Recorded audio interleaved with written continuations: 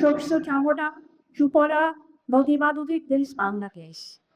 এই ব্যাপারটা, এই কি তরল সত্যটা আমার মনে করি প্রথম কি বুঝতে পেরেছিলেন আজই বাংলাদেশের রূপকার স্বাধীনতার ঘোষক শহীদ রাশিদুল জিয়াউর রহমান। উনি বুঝতে পেরেছিলেন দেখে উনি যখন রাষ্ট্রের দায়িত্ব নিচ্ছেন প্রথমে উনি বাংলাদেশের কৃষিকে, বাংলাদেশের মৎস্যকে স্বনির্ভর করার জন্য খাল খনন কর্মসূচি শুরু করেছিলেন।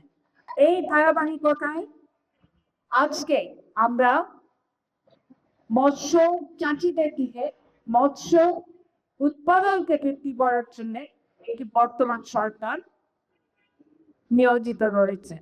আমরা যখন সরকারের দায়িত্বে নেই প্রথমে যে কাজটি প্রধানমন্ত্রী বলেছিলেন সেটি হচ্ছে কৃষক কৃষি ঋণ মৌকুব, এবং উনি বুঝতে পেরেছিলেন যে আমাদের দেশের অর্থনীতির চাকা হয়ে আমাদের কৃষকদের কারণে, আমাদের মৎস্যজীবীদের কারণে যারা প্রতিদিন সকাল থেকে রাত পর্যন্ত মাথায় ঘাম পায়ে ফেলে, কৃষক শুধু নয়, আমাদের কৃষক ভাইরা শুধু নয়, কিষানি বোনরা তারাও কিন্তু মাঠে কাজ করে, যে অবশ্যই আমাদের অনেক সুযোগ আছে যে সুযোগে সরকার হয় গত 17 মৎস্য করতে পারি না।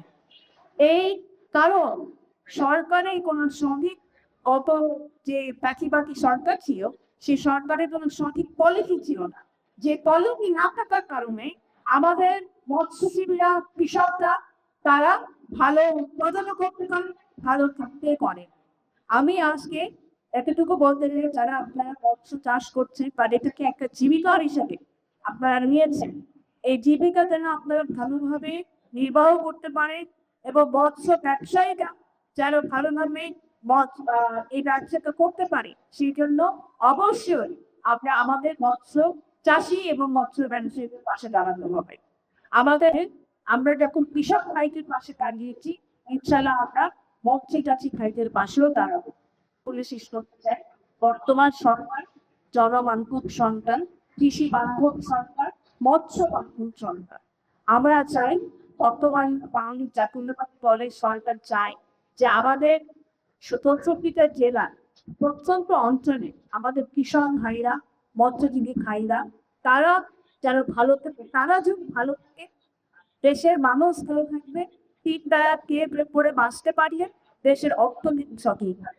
সুতরাং এটা অত্যন্ত গুরুত্বপূর্ণ। কারণ আপনারা একটা কথা মনে রাখবেন, বাংলাদেশের প্রত্যেকটি কৃষক, প্রত্যেকটি কৃষানি, প্রত্যেকটা মৎস্যজীবী ভাই বোন আপনারা কিন্তু ডাইরেক্টলি সরাসরি বাংলাদেশের অর্থনীতিতে আপনারা সহযোগিতা করছেন।